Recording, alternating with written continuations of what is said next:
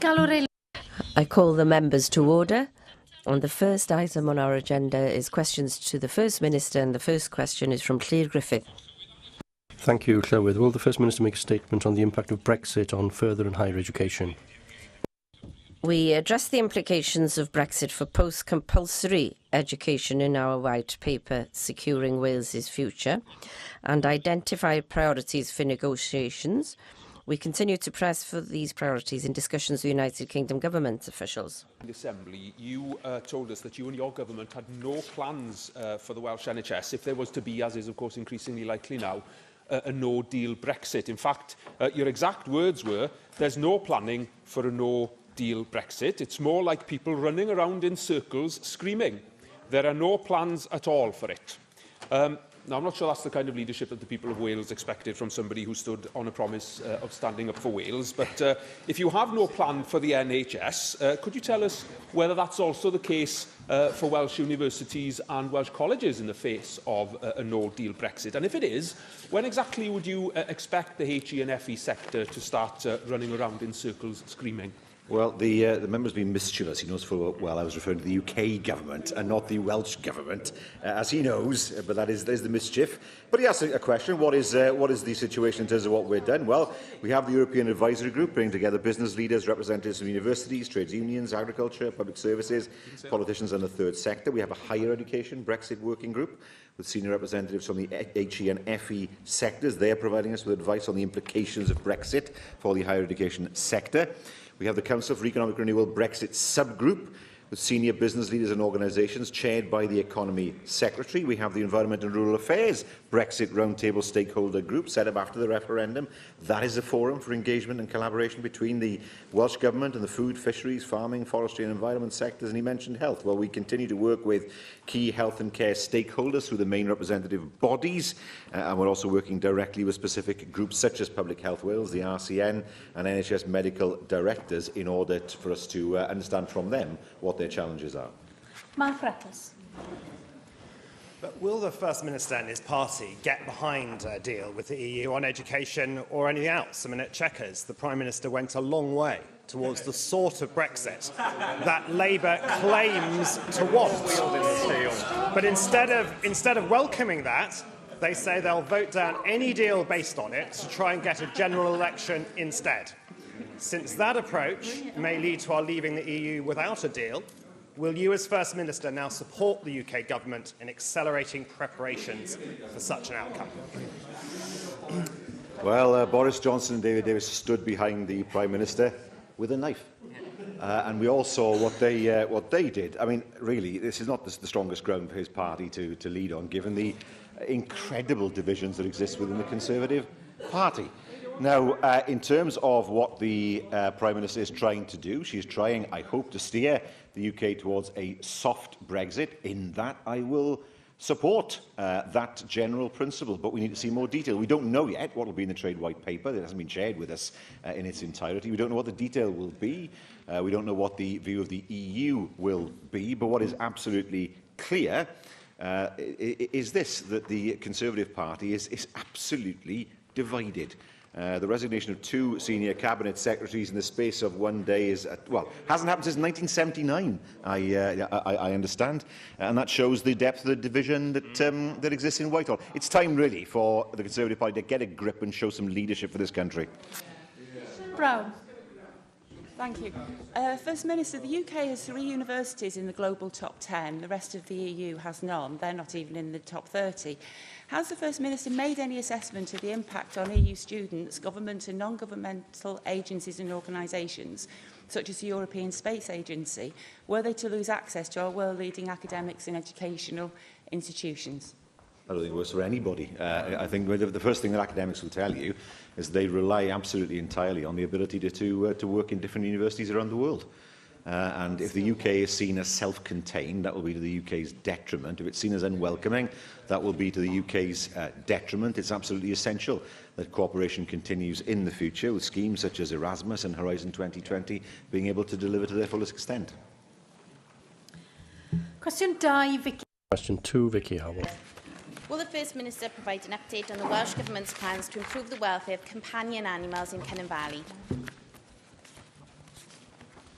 Yes, the Wales Animal Health and Welfare Framework Implementation Plan sets out our priorities for animal health and welfare, and I know that the Cabinet Secretary set out plans to maintain and improve companion animal welfare in Wales in her oral statement on the 21st of June. Thank you, First Minister. Tomorrow, with my colleague Aelodau'r Morgan, I am co-sponsoring an event to raise awareness of how Lucy's Law could improve animal welfare by ensuring people only get puppies from rescue centres or reputable breeders, and I'd encourage all AMs to come along. Tackling puppy farming is crucial, and many of my constituents have suffered the heartbreak of paying hundreds of pounds for a poorly pup that was bred in unacceptable conditions. During her statement on animal welfare, the Cabinet Secretary said that getting a puppy from the right source is the first fundamental step towards being a responsible owner. So how is the Welsh Government promoting this, and when can we expect an update on discussions on introducing a ban on third-party sales? Well, the updated welfare code for dogs will be laid before the Assembly before the summer recess, and it will remind owners of their responsibilities when looking after and sourcing their dog or puppy. Regarding the specific issue of third-party sales, I know the Cabinet Secretary is attending the Lucy's Law event on Wednesday, and I'm sure this will help to inform those discussions with her. I will ask for a written statement to be published to update members on developments as they progress. Andrew Otley-Davies. Thank you, Presiding Officer. I do be privileged today to be sitting next to the rescue of the Hedgehog Fancier Club here, Darren Miller. Anyone who's followed his Twitter feed would see what the rescue mission he launched last week. But I would ask you, First Minister, the Welsh Government commissioned many services in the public sector, obviously, bus services and regulation of taxis. It is important that when people with companion dogs in particular seek to use those services, there is an understanding of the operators what their obligations are, and they are not turned away from use of those services. How confident are you that the regulations, and in particular the services you commission, do have the safeguards in place so that people who do need guide dogs and other companion animals are able to access those public services? Well, of course, all operators are required to operate within the boundaries of the law, particularly the Disability Discrimination Act. I would expect every operator to ensure that where somebody needs the assistance of a guide dog, for example, they're able to access bus services, train services and any other service. That is what the law would expect them to do, and that's what I think decent standards would expect them to do as well. Questions now from the party leaders. Leader of the UKIP group, Caroline Jones. First Minister, the UK Government is in turmoil and apparently determined to make such a complete hash of Brexit that we have no choice but to remain in the EU, despite the wishes of UK voters. David Cameron abandoned the UK, unwilling to carry out the democratic wishes of the electorate. Theresa May has bungled every negotiation with the EU, and senior Tory ministers are more interested in looking at their leadership chances than the fate of our country. And this has now all reached a crescendo with a plan for Brexit that doesn't deliver Brexit. The Chequers proposals mean that we continue to be subject to EU laws, unable to alter or influence them. We would be unable to conduct independent trade policies, hampering our ability to negotiate trade deals outside the EU. This would leave us subject to EU and ECJ rules and be forced to take rules that benefit our continental competitors. This is not what I voted for and not what the majority of UK voters voted for. Out means out. First Minister, do you support the position taken by the Chequers Agreement, or do you agree with me that it's such a shambolic deal that it's back to the drawing board? I don't agree with either. I think what we need is a sensible solution that sees us staying in the customs union with full and unfettered access to the single market. And above all else, she is right. The UK government is in turmoil. That's why we need a Labour government in Whitehall.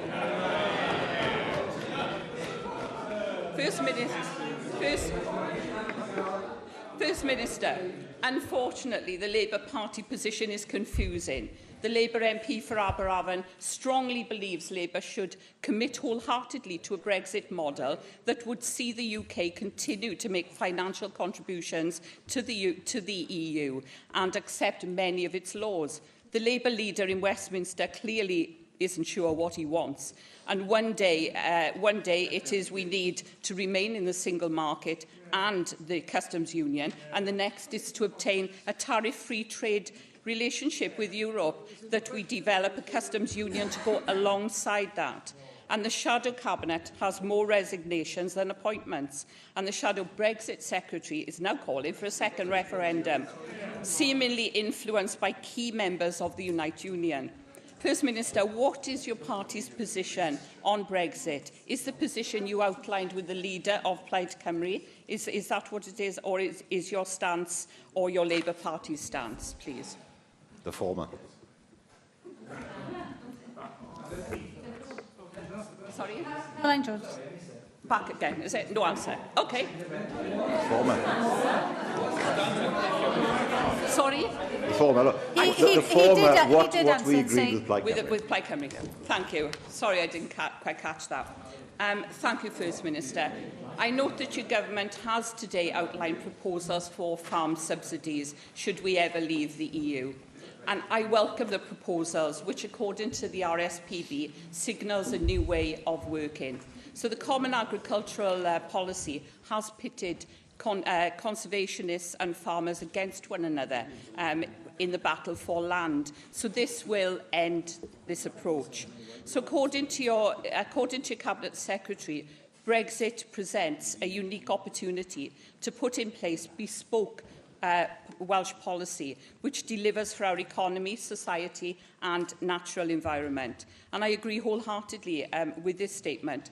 So, First Minister, we are clearly not going to be able to influence the Brexit negotiations with the UK government, which will simply ignore our views, but we can seek to capitalise on the opportunities presented by our exit from the EU.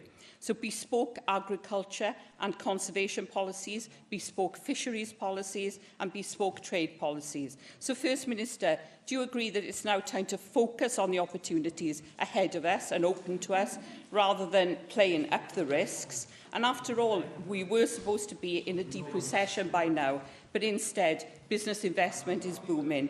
So which should go some way to giving positive vibes to potential investors. So how will you encourage investment into Wales, please? Thank you. First of all, I mean, it is quite clear that many businesses are concerned about the prospect of a hard Brexit. We've heard Airbus say it, we've heard JLR say it, and heard others say it. For them, a hard Brexit doesn't work. It is right to say that we have an opportunity to shape farming policy as we would want, subject, of course, to there being a commonly agreed framework, which is important across the whole of the UK, and money. The reality is we have no guarantees of the money. £260 million a year goes into farming subsidies in Wales. We can't find that money. I can say that now. It's impossible. It has to be set aside, to my mind, in a separate pot by the UK government and distributed as it is now until there's agreement to change things. And that's hugely important. But none of this means anything without a market. And the reality is 90% of our food and drink exports go to the single market. And geography dictates that. A lot of what we produce, I mean, if we look at fish, for example, it's perishable. It's just easier to sell it in the European market than it is to take it halfway across the world to another market. So the reality is, yes, we can look at producing a better deal for our farmers in Wales, as long as the money is there from Westminster. But none of this means anything unless they can sell their produce, unless they can get fish and perishable produce, for example, across through Dover into the French ports as quickly as possible. They can't sell anything, which is why it's hugely important that we avoid a hard Brexit. Rwynydd Plaid Cymru. Plaid Cymru leader Llawn Wood. First Minister, it's on the record that you said everyone is running around screaming when I asked you last week what your plan is for a no-deal Brexit. Westminster is in chaos, and leaving the EU without a deal now looks more likely than ever. So will you now commit to developing a no-deal plan to protect Welsh jobs, wages and the opportunities of future generations? Well, I can just answer that question. There is no mitigation against no deal. It would not be right to say that. The reality is, if we have a no-deal Brexit, we will lose jobs, we will lose investments, no question about that, which is why I have fought tooth and nail against a no-deal Brexit. That does not mean, of course, we're not doing anything in terms of preparing for Brexit. You'll have heard me say earlier on what we have been doing. We also have put in place, of course, the EU Transition Fund, £50 million that helps businesses, public services and other organisations to plan for and prepare for the impact of Brexit. So, yes, we have a number of groups where we are talking to stakeholders. We also have money on the table. But surely nobody can pretend that a no-deal Brexit can be fully mitigated, because it can't. First, I think we can all agree that the Westminster Government is making a right mess of Brexit, and the position is so weak. Last week, Plaid Cymru, sorry, it wasn't Plaid Cymru that consented to Westminster's flagship Brexit bill, was it? And it wasn't Plaid Cymru that abstained on the votes that could have kept us in the single market, and it wasn't Plaid Cymru that voted to trigger Article 50 without a plan. First Minister, that was the Labour Party that did all those things. No input and not even sight of Westminster's Brexit paper. Now, is this what the Finance Secretary meant when he said that his deal with the Conservatives marked, and I quote, a significant step towards equitable intergovernmental working? Or, in hindsight, was your government wrong to consent to the EU withdrawal bill, which will help to further the chaos that we're already seeing in Westminster? In terms of what she said about this being an important step to intergovernmental cooperation, I believe that Nicola Sturgeon, the Scottish First Minister, said the same thing.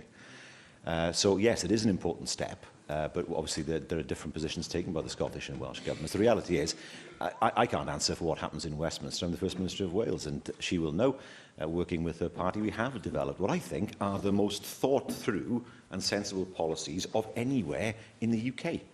We have worked through policies working with her party that provide for, yes, the delivery of the referendum result, but also a soft Brexit, a sensible trade policy, sensible relationships with the EU, full and unfettered access to the single market. All these things we've shared together, and we are continuing to press the UK government. And it seems, we hope that they are listening to an extent, given that the Chequers Agreement goes much further towards where we think the UK should be than has previously been the case.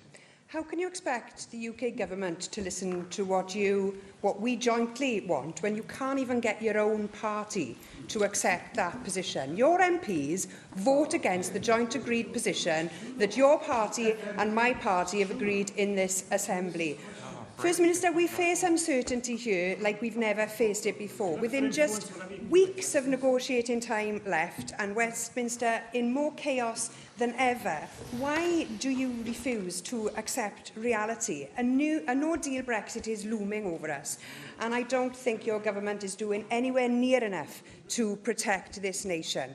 Now, as a Democrat, I believe that people should have a say on the final deal. So, First Minister, now that we know that it looks like either a bad deal or a no deal, will you now back a people's vote so that we can have a chance to reject the extreme Brexit that you and I know will cause so much damage to the people and the economy of this country?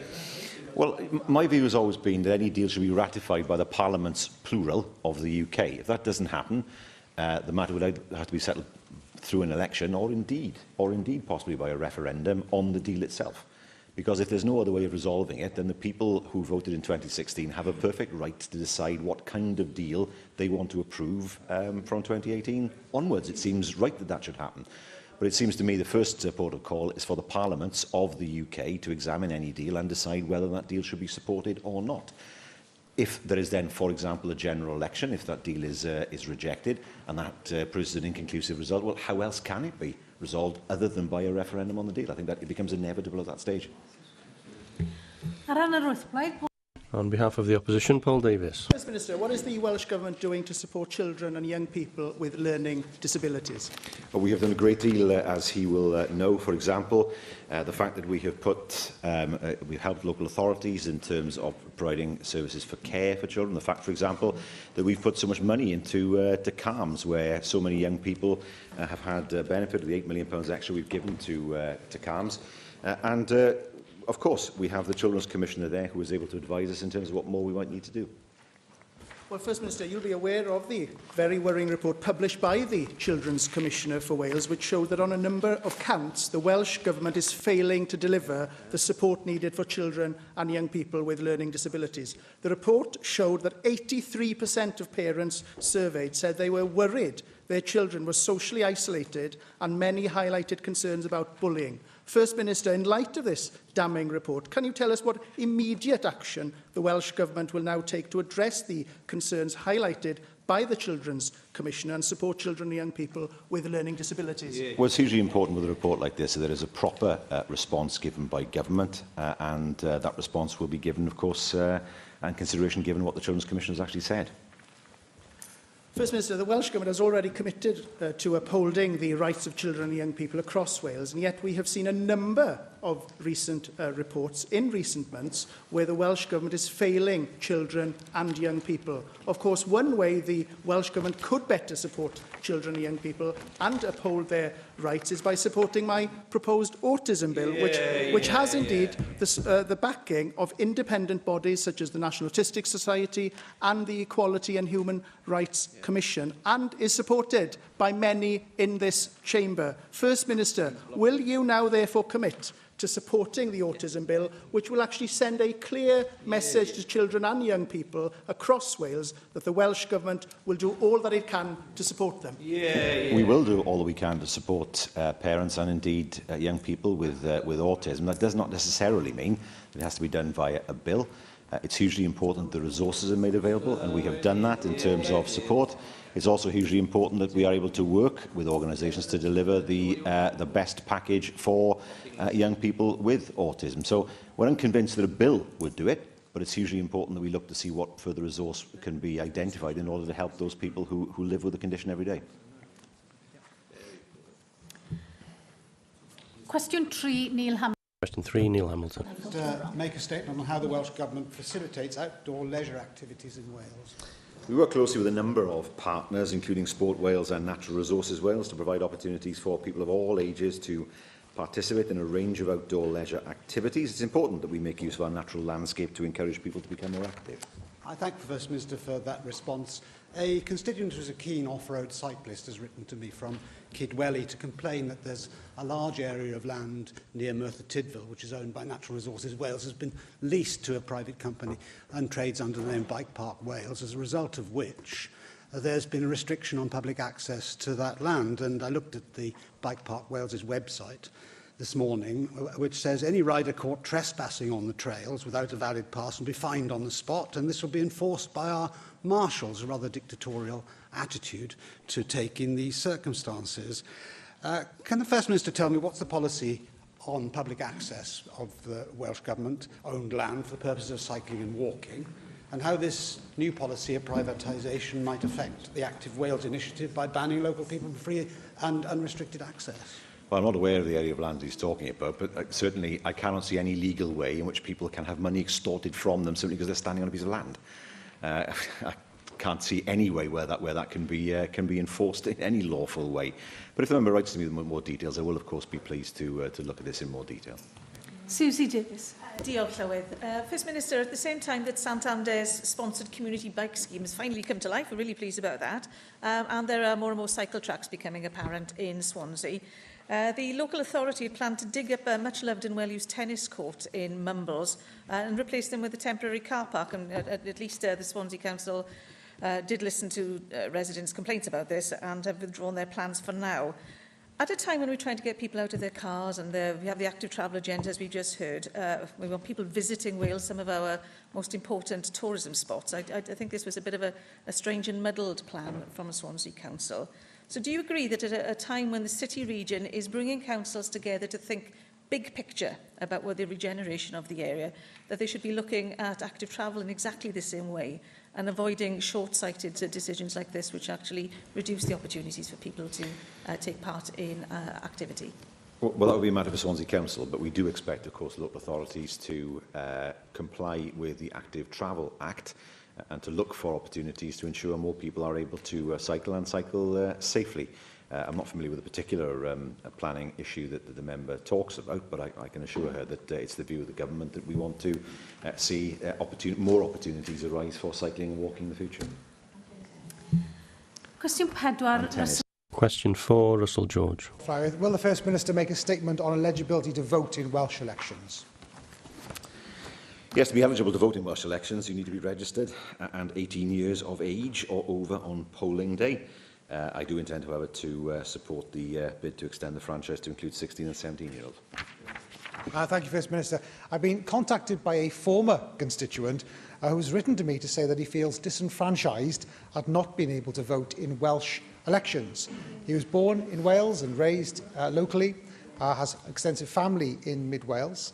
He moved from Mid-Wales to Shropshire, where his job took him, and then went to work abroad. Now, in contacting the election office in Paris, they've advised him that as an overseas resident, he can only register to vote where he last lived.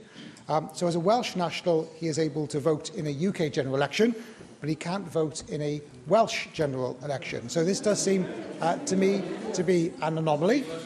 And can I ask if you are aware of this issue, and if you are, has the Welsh Government and could the Welsh Government make representation to the Electoral Commission? I think that's very difficult. I mean, there are two ways in which you can establish someone's right to vote. One is residence, obviously. The other is citizenship. We don't have Welsh citizenship. There are some in the Chamber, I know, who would seek to promote that. But there is, in the absence of Welsh citizenship, residence is the only way of doing it. And the question then is, how far back do you go? What if someone lives in Wales for a week or two? Does that mean they're eligible? I think there are lots of difficulties there that would need to be resolved in order for a change in the law to be workable. Jane Hutt. First Minister, would you agree with the expert panel on Assembly electoral reform that a reduction in the minimum voting age to 16 would be a powerful way to raise political awareness and participation among young people? Yes, I would. And I have to say, we have seen one electoral event in the UK, namely the Scottish referendum, where 16 and 17-year-olds were allowed to vote. Now, that precedent having been established, I fail to see why that can't operate in the future for elections and referenda. It seemed to work very well in Scotland. The turnout seemed to be very good amongst those who are 16 and 17-year-olds, showing that they were engaged, one side or the other, in the issues in 2014. That's why I'm supportive of lowering the voting age to 16. Question 5, Gareth. Question 5, Gareth Bennett. Will the First Minister make a statement on green belt developments in South Wales Central? Yes, the local planning authorities within the South Wales Central region haven't designated green belts in their respective local development plans. Yes, thanks for that answer. We've had recent press reports that the leader of Cardiff Council, Hugh Thomas, wants to merge with the Vale of Glamorgan Council, principally so Cardiff can build more houses on land in the Vale. We've already had housing developments infringing on the green belt, and we're losing prime agricultural land due to this. Do you agree, First Minister, that Cardiff Council's bid to turn the Vale into a building site is not the way forward? I'm sure he hasn't said that. I find it difficult that the Vale of Glamorgan Council would acquiesce to a merger along those lines. I don't think that Councillor Hugh Thomas has approached the Vale of Glamorgan and said, merge with us so that we can build on your land. It strikes me that's not the best example of diplomacy in those circumstances. No, I mean, there is a duty on all local authorities to maintain an LDP, of course, and it's good to see now that progress is being made in terms of the development of a strategic development plan as well to better manage the undoubted demand there is for housing. David Melding. First Minister, access to green spaces is really important. Today, 96% of Copenhageners live within a 15-minute walk of a sizable green or blue area, and work is indeed underway to even improve those access rates. The city has biodiversity volunteers who play a vital role in nurturing the city's green areas, and the city has planted more than 3,600 trees, many of them adopted by local people, companies or institutions. Do you agree with me that access to really pleasant green areas can be inside the city as well as just surrounding it? No, absolutely. We're looking at the idea of green corridors to see how they can be developed in the future.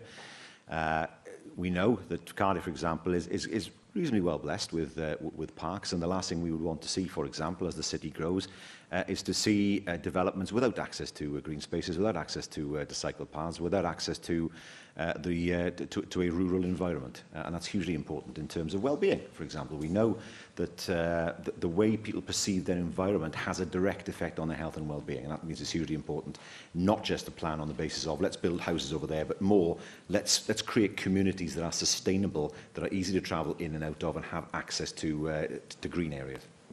Neil McAvoy. Diolch, Llywydd. First Minister, in 2012, you denied announcing to the South Wales Echo that the green fields around Cardiff would be built on as part of Labour's so-called local development plan. Your Labour colleagues stood in the green fields, and I quote, "For the record, Labour does not want to build in Waterhall fields or on any green spaces." Now, those fields are now being built on, and the beautiful countryside around Danes Court will also be built on unless we can stop it. People in Cardiff were misled. Do you now accept that those green fields are being built on?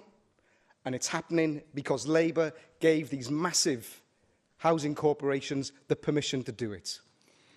Well, his position's always been quite curious. I don't think I've ever announced anything to the Echo at any point in time. Secondly, I am not, nor have I ever been the leader of Cardiff City Council, and in 2012 I was not the planning minister. So I could not anyway give any kind of permission for development in Cardiff or anyone else in Wales. That's self-evident. But it is important that local authorities, of course, are able to try to manage the demand. The reality is that lots of people want to live in Cardiff. It's hugely important that the city is able to manage that demand, but also, of course, to work with authorities around Cardiff in order to manage the demand so people can live elsewhere as well. The idea that that local authorities should only plan for people who live and work in their own area is clearly ridiculous, because that's not the way it works in terms of the economy, and nor should it work in terms of the planning system, which is why SDPs are important. Question 6, Question 6, Mohammed Ashkar. What action is the Welsh Government taking to improve services for asthma sufferers in Wales, please?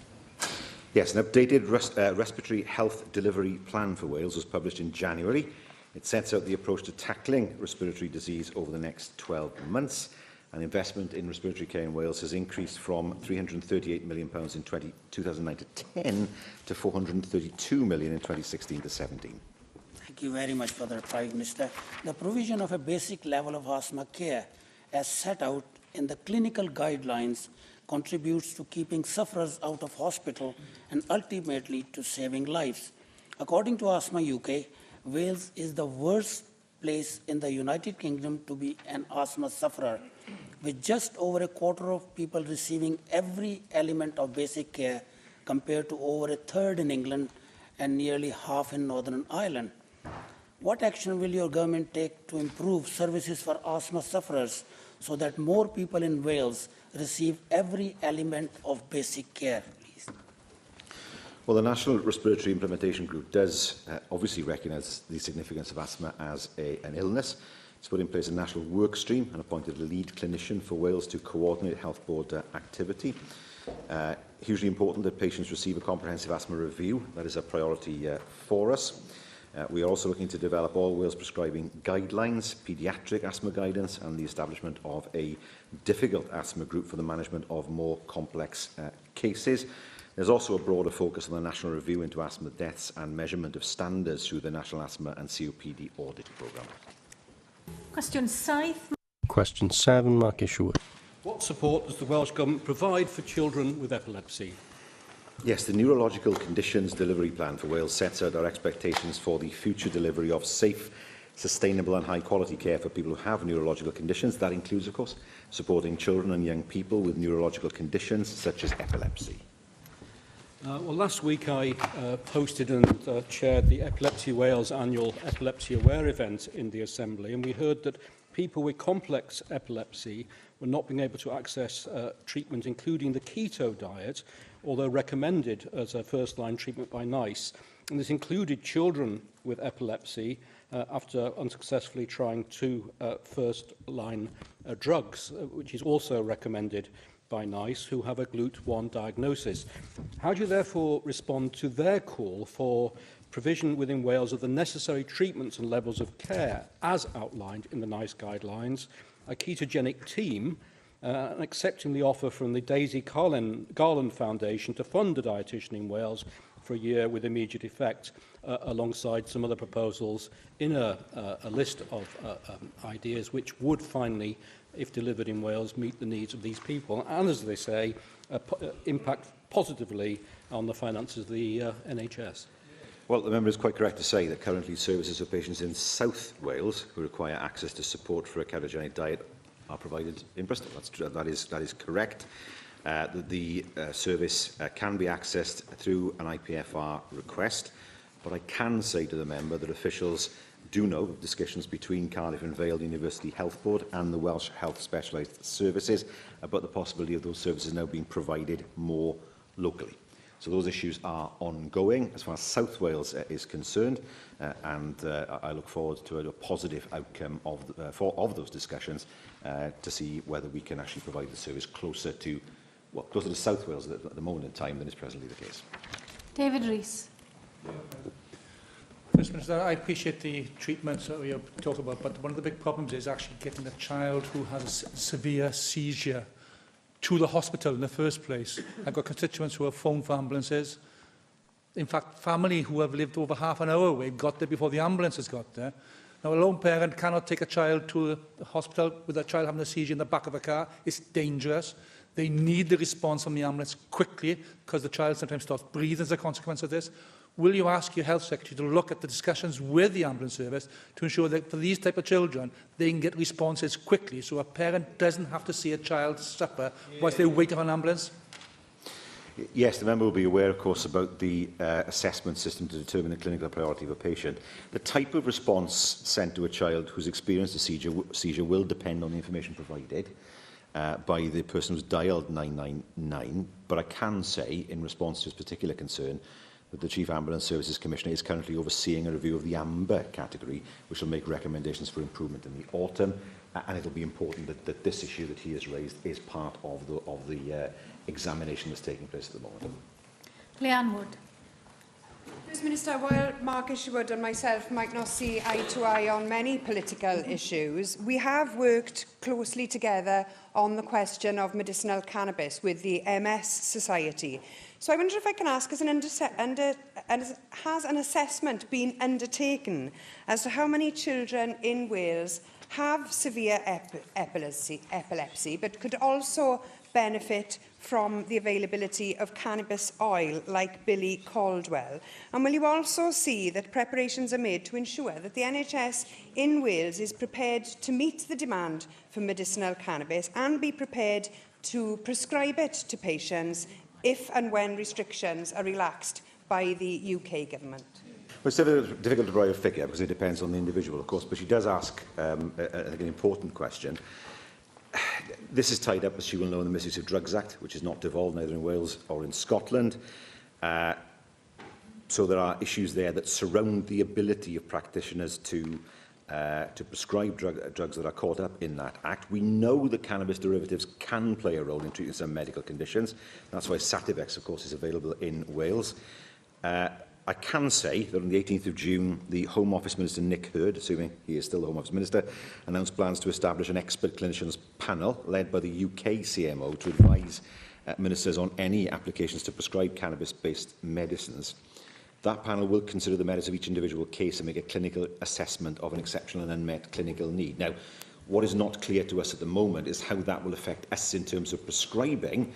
However, the Chief Pharmaceutical Officer, Andrew Evans, is a non-voting member of the panel. So, even though we're talking about a devolved area, because the misuse of drugs isn't a devolved area, we need to make sure that restrictions are removed from London in order for us to be able to prescribe here in Wales. But I do hope that there's a proper examination of the possibilities of cannabis oil and what it might deliver for the welfare of some patients. Question 8, Rhina Piorwer. Question 8, Rhina Piorwer. What is the Welsh Government doing to support heritage projects in Ynys Môn? Well, the government funds an array of heritage projects on Ynys Môn, and these range from community projects involving a number of local volunteers, such as those at Newborough and Bryn Celli, through to major-scale investments such as improving visitor services at Beaumaris Castle.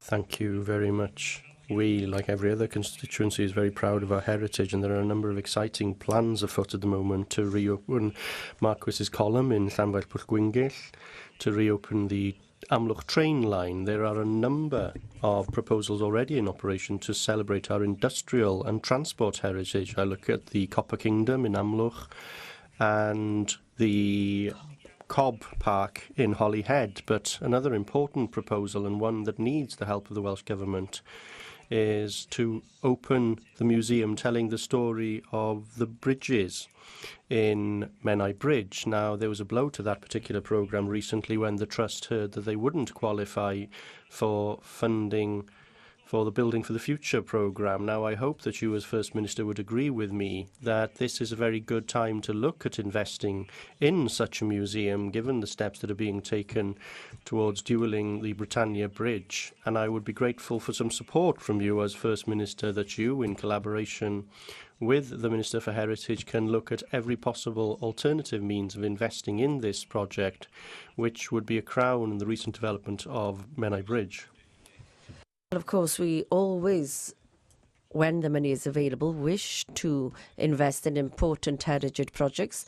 One example, of course, is Llys Rhosir, the court at Rhosir, and the fact that the people visiting there understand the heritage and history of the area. But any kind of bid would have to be submitted to the government to see in which way we could support that bid.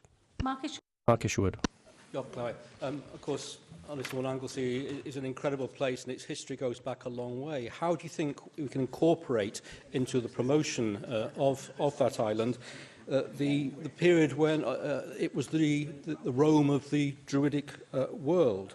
The fact that it was on the Roman imperial trading routes even before Rome conquered this island. Its wonderful Arthurian links and its links to the legends of Avalon and Avalac. The fact that it was occupied by the Vikings, or half of it was occupied by the Vikings for 2 centuries, and having a massive impact on local culture and dislocation at the time, and much more, aligned to the history we hear much more about as well. Answer. If the member was taken by surprise by that question, he did a sterling job, I must say, of selling Anglesey as a result of what he has said. Well, it's hugely important for us to ensure that people visit all parts of Wales to understand the rich history that we have. I know, for example, if we talk about Llys Rhosir, which I mentioned earlier on, that the Minister is preparing, or Cadw rather, is preparing a leaflet at the request of the Minister on the castles and sites of the Lords and Princes of Wales, and that will include Llys Rhosir as well. Part of our history that I think has been neglected, actually, over the years, because we know that Welsh history was not well taught in schools for many, many years. In some ways, as a nation, we're not well aware of our own history. So all that we can do to encourage not just our own people, but others as well, to understand more of our medieval history, I think is something to be welcomed. Lynn Neagle isn't here to ask question 9. Question 10, Andrew R. Davies. Will the First Minister make a statement on transport infrastructure projects across Wales? Yes, the National Transport Finance Plan, last updated in 2017, sets out an ambitious programme of road, rail, bus and active travel improvements. Thank you, First Minister. One of the schemes that the Welsh Government, via the Vale of Glamorgan Council, is promoting is the new road from junction, the Miskin Junction, as it's known, in the Vale of Glamorgan to Sycamore Cross. Can the First Minister confirm that if this project is to go ahead, it will require Welsh Government-funded money to be made available for its construction, and that money is within the budget as currently laid out? Well, where we are at the moment is we allocated a £60,000 grant to the Council in 2017 to undertake an appraisal for the provision of those improvements. We commissioned Peter Brett Associates to assess the case for change for addressing connectivity issues for strategic employment sites in the Vale. Things are at a very, very early stage at the moment. I understand the Council itself has extended the consultation until the 17th of July. So any comments, of course, should be directed to the Council. But inevitably, it would be, if it was to move ahead, it would be a large project, and it's difficult to see that the Vale of Glamorgan could finance such a project of itself. Question 11. Question 11, Darren Miller. To make a statement on maternity services for patients in North Wales, please. Yes, Betsy Cadwallader, University Health Board offers women from the north a full range of maternity services from birth at home or in hospital, including both midwifery and obstetric-led care and specialist facilities. And these services have been supported by the Welsh Government's £18 million investment in the Synnwyr, which became operational last month. I'm very grateful for the fact that that service is available to people in my own constituency. The First Minister will be aware, however, that some people from North Wales avail themselves of maternity services in Chester, at the Countess of Chester Hospital. There's been a recent scandal there with a nurse who has been arrested on suspicion of taking the life of 8 babies. Some parents in North Wales who have lost children are obviously very concerned about that news and want to have the deaths of their children investigated. What support is the Welsh Government putting in place for parents from North Wales who've lost children and are very concerned about the nature in which they were lost and whether there is an implication for them as a result of this ongoing investigation? Well, as the member will understand, this is an ongoing police investigation. There's not a great deal I can say about it. What I can say is that should any Welsh residents have been involved in what has happened there, we would expect the Health Board to provide support to the families affected and to seek the appropriate assurances from the NHS Trust concerned regarding any Welsh residents currently under their care. Thank you, First Minister. The next item, therefore, is the business statement and announcement.